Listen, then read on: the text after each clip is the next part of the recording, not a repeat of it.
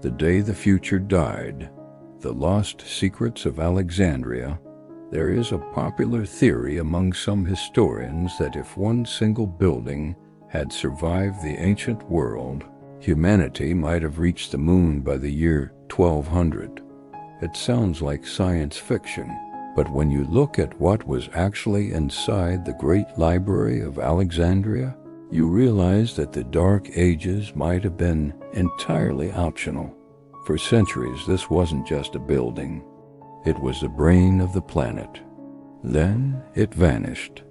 The story of the library begins with a dream of total knowledge. After Alexander the Great conquered the known world, his successor in Egypt, Ptolemy I, wanted to build something more lasting than an empire of soil. He wanted an empire of the mind.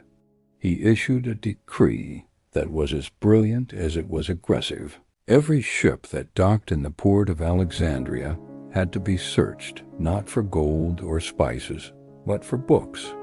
If a ship had a scroll the library didn't own, the guards would seize it. Scribes would rush to copy it, and the library would keep the original, returning the copy to the owner. It was the world's first forced open-source data exchange. At its peak, the library held an estimated 700,000 scrolls. To put that in perspective, that is the equivalent of the entire Internet's worth of knowledge for the ancient world. But it wasn't just the volume of books. It was who was using them.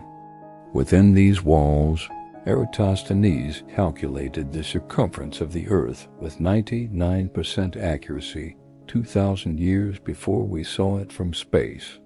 This is where Aristarchus first argued that the Earth revolved around the sun, and where Hieron of Alexandria invented the first steam engine. Imagine that for a moment.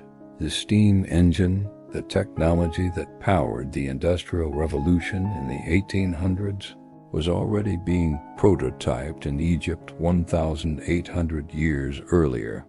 So why aren't we living in a world powered by 2,000-year-old technology? Because the library didn't just burn down once in a spectacular Hollywood explosion. It died a slow, agonizing death of 1,000 cuts. The mystery of who burned the library is a historical whodunit with three main suspects. The first is Julius Caesar. In 48 BC, while he was caught in a civil war in Egypt, he set fire to his own ships to block the harbor. The fire spread to the docks and, allegedly, to the warehouses containing thousands of scrolls. His second suspect is the fanatical mobs of the 4th century. As the Roman Empire shifted from paganism to Christianity, the library, a temple of pagan science, became a target. Philosophers like Hypatia, one of the greatest female mathematicians in history, were murdered in the streets, and the daughter library was demolished. The third suspect is time itself. Governments stopped funding the scholars. The scrolls, made of fragile papyrus, began to rot in the humidity. Knowledge wasn't just burned, it was neglected. When the library finally disappeared from the records, it took the user manual for civilization with it. We lost the secret to Roman concrete for 1,000 years. We lost the medical texts of Galen and the maps of the stars. We essentially suffered a civilizational stroke, forgetting who we were and what we were capable of. Today, when we look at our digital clouds and hard drives, we feel like our knowledge is permanent. But the ghost of Alexandria haunts us. It reminds us that progress is not guaranteed. It tells us that we are only ever one disaster, one war, or one generation of neglect away from losing everything we've worked to understand. The loss of Alexandria did more than just delete information. It severed the continuity of human logic.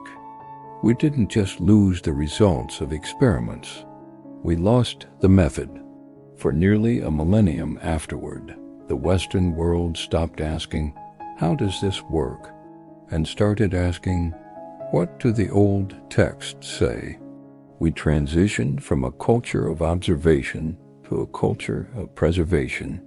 The scientific method, which had been breathing its first true breaths in the halls of the museum, was placed in a medically induced coma that lasted until the Renaissance. Consider the Antikythera mechanism, a complex bronze computer used to predict eclipses and planetary motions with baffling precision. Found in a shipwreck, it is the only one of its kind ever discovered. Had the library's engineering scrolls survived, we might have realized that this wasn't an anomaly, but a standard tool. The blueprints for gears, differential scales, and astronomical clocks were likely sitting on those shelves, waiting to be refined into the machinery of a pre-medieval industrial age. The medical loss was perhaps the most visceral. In Alexandria, physicians like Erophilus were conducting the first systematic dissections of the human body, mapping the nervous system and the flow of blood. When the library's influence waned, such practices were banned as sacrilegious. Medicine regressed from surgical precision back to humors and superstitions. We traded the beginning of neurology for 1,000 years of bloodletting and leeches, a detour that cost countless millions of lives to diseases that the Alexandrian scholars were already on the verge of decoding.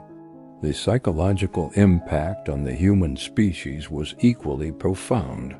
Alexandria represented an era of cosmopolitanism, the idea that a person was a citizen of the world, not just a tribe.